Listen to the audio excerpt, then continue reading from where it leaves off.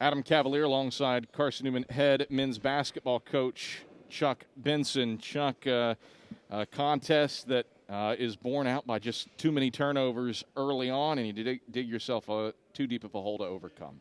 That's the bottom line. We came up here last year and gave up 21 offensive rebounds. We gave up 5 today. We out-rebounded them today. The team that wins the rebounding margin in basketball wins 77% of the time, and we out-rebounded them today by, 6? 6. So that's typically one that leads the right path.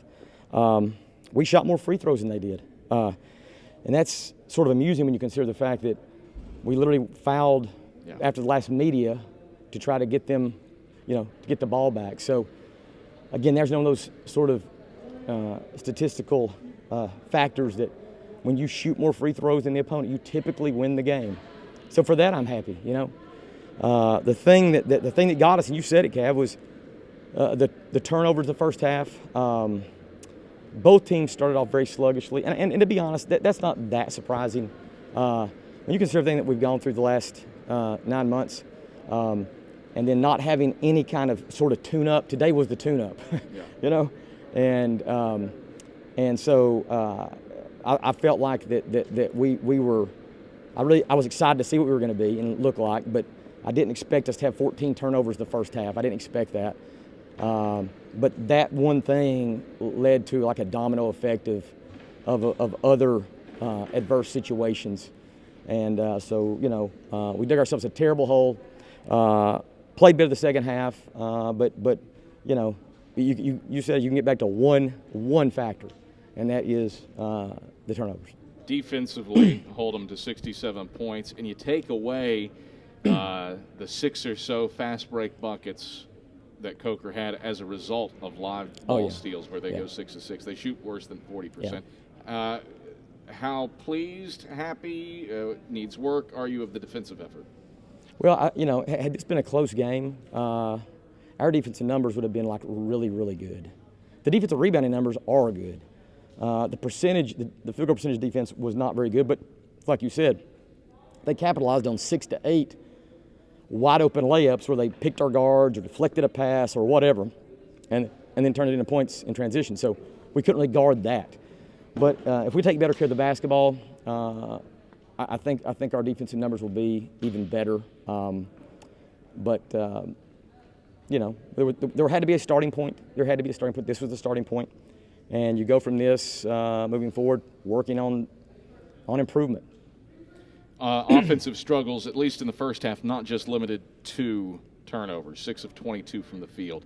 How much of that is knocking off the rust? How much of that was Coker doing things that bothered you? Well, I think it's a combination of all that. There's a level of rust. I mean, again, that's the reason why you typically have 3 scrimmages before the season starts. Like nobody ever sees those. Yeah. And let me tell you, they're horrendous. And then you typically have a handful of non-conference games. And so then by the time you get to conference play, you've got 6, 7 games under your belt. See, I think this team will look a lot different 6 or 7 games, assuming there is 6 or 7 games. Unfortunately, at the end of 6 or 7 games, we are home for Christmas. So, you don't really get to sort of build the momentum that you typically do going into a season, that first semester. But the rust, and I really think that the adversity that came from the turnovers led to, it was like a domino effect, that led to guys pressing, guys feeling uncomfortable, guys looking shaky. I think our guys would tell you that from a preparation standpoint, they knew what to expect.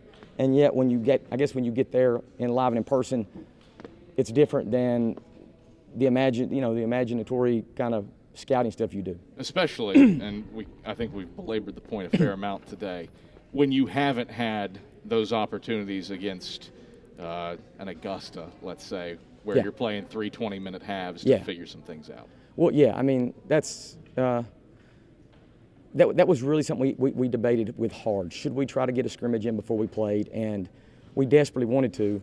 We were so fearful of having any kind of COVID-related issue, so we decided against a scrimmage or any kind of outside competition prior to this game. And so, I think you could see it, especially in the first half. But I also thought you could see, like, as the game went on, some guys getting comfortable. And I just told the team in the locker room, there were some guys that really sort of played. You didn't know what to expect, but they played well. I mean, you Tyler Bowens, I thought, there's a freshman that had a good day. Ren Dyer's a freshman that had a good day. There's two freshman guys that will be playing a long time here. This is like it's a starting point. It's just a starting point. All right, Chuck, pleasure as always. We'll talk to you hopefully Tuesday at Wingate. Thanks, Kev. That is Carson.